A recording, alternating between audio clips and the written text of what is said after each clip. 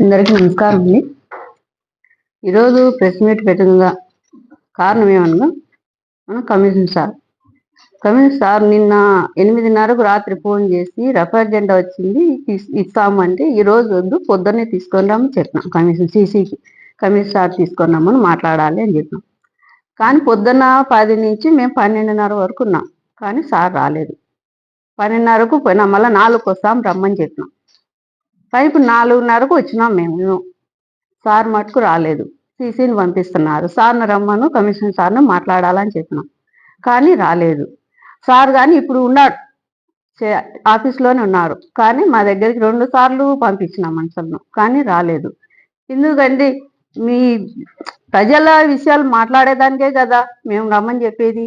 మా సొంత విషయాలేం కాదు. ఈ ఆఫీసు సంబంధించినది ప్రజలకు సంబంధించినది ఉన్నాయి అని మాట్లాడి చెప్పినాం. పోయినసారి మేమన్నీ ఆమోదం చేసినట్టని మళ్ళీ చెల్లవు అన్నారు. ఎందుకు చెల్లవు? నేను అధికారంలో లేనా? నేను పదవుల్లో లేనా? ఎవరన్నా చేస్తున్నారా ఈ ఆమోదము? మేము కౌన్సిల్ అందరము ఉన్నాము, ఎక్కువ కోరం ఉండాలి మాకు. మేము ఉండి అన్ని అధికారంలో ఉండి అంత ఉండి కూడా మేము అది చెల్లవు అని మళ్ళీ పెట్టినారు. దాంట్లో విషయం మాట్లాడాలని రమ్మని చెప్పినాం కమిషన్ సార్నేమో, కానీ రాలేదు. ఇప్పుడు 2 సార్లు పిలిపించినా రాలేదు. ఇది చైర్మన్ అంటే అంత విలువ లేకుండా కమిషన్ సార్కి. చైర్మన్ మేడం పిలుస్తుందంటే రావన్నా లేదా? కమిషన్ సార్ కానీ ఎవరైనా అధికారులు రావన్నా లేదా? నేను చెప్పిన దానికి పలకాలన్నా లేదని మీరే చెప్పండి. ప్రజలు పొద్దుటాంచి ఇప్పుడు వరకు ఉన్నాం, కానీ ఇంతవరకు కూడా రాలేదు.